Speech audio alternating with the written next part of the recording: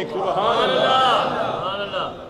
میں نے کہا حضور تو ہیں وہ، وَمَا أَرْسَلْنَاكَ إِلَّا رَحْمَةً لِّلْعَالَمِينَ۔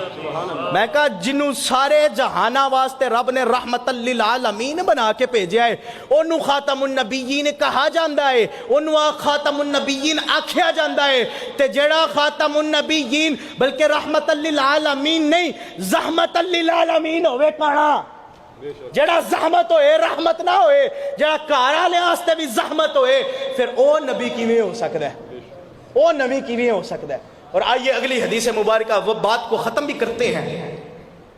حضور علیہ السلام نے فرمایا مجھے دوسرے نبیوں کی نسبت 6 چیزوں پر فضیلت دی گئی ہے۔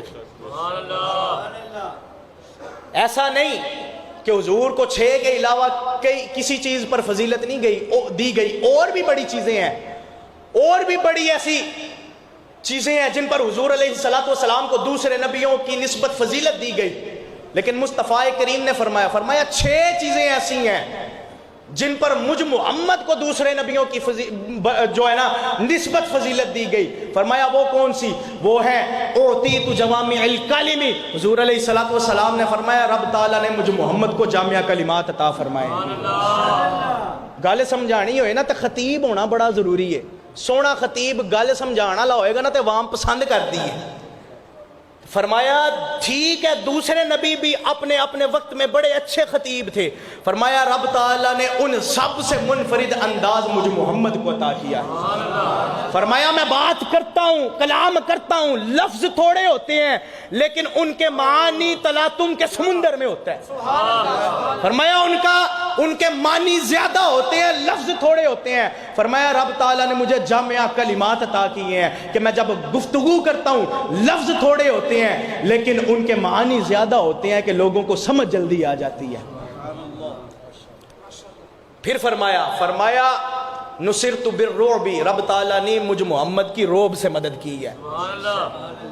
فرمایا یہ نہیں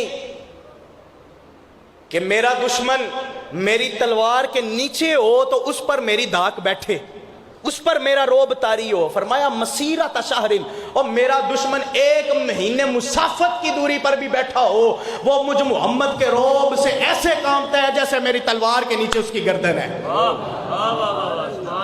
فرمایا ایسے رب تعالیٰ نے روب سے میری مدد کی کہ میرا دشمن 1 مہینے کی مسافت پر بھی بیٹھا ہو تو وہ مجھ محمد کا روب اس پر ایسے طاری ہو جاتا ہے، ایسے طاری ہو جاتا ہے کہ جیسے اس کی گردن میری تلوار کے نیچے ہے۔ پھر فرمایا احلت لی المغانم، رب تعالیٰ نے میری امت کے لیے میرے لیے مال غنیمت کو حلال کر دیا ہے۔ پہلی امتیں کیسی ہوتی تھی کہ جب مال غنیمت ہوتا تھا نا اس کو اکٹھا کیا جاتا تھا، ایک جگہ پر رکھا جاتا تھا، آگ آتی تھی جلاتی تھی چلی جاتی تھی۔ فرمایا ایسا نہیں، رب تعالیٰ نے جو تیسری جو فضیلت مجھ محمد کو عطا کی ہے وہ یہ ہے کہ میرے لیے مال غنیمت کو حلال کر دیا ہے کہ جب مال غنیمت اکٹھا ہوتا ہے اس کے حصے تقسیم کیے جاتے ہیں کہ فلاں کا اتنا فلاں کا اتنا، تو فرمایا مجھ محمد کے لیے رب تعالیٰ نے مال غنیمت کو حلال کر دیا۔ پھر چوتھی فضیلت حضور علیہ السلام نے فرمایا رب تعالیٰ کی ذات نے مجھ محمد کے لیے ساری زمین کو پاک کر دیا۔ جعلت لی الارض مسجدا وطہورا، فرمایا رب تعالیٰ نے ساری زمین کو مجھ محمد کے لیے پاک کر دیا۔ یہ نہیں پہلے امتیں کیا کرتی تھی کہ ایک مختص جگہ ہوتی تھی، ایک جگہ مقرر کر دی جاتی تھی کہ یہاں پر نماز یہاں پر عبادت کرو گے تو قبول ہوگی۔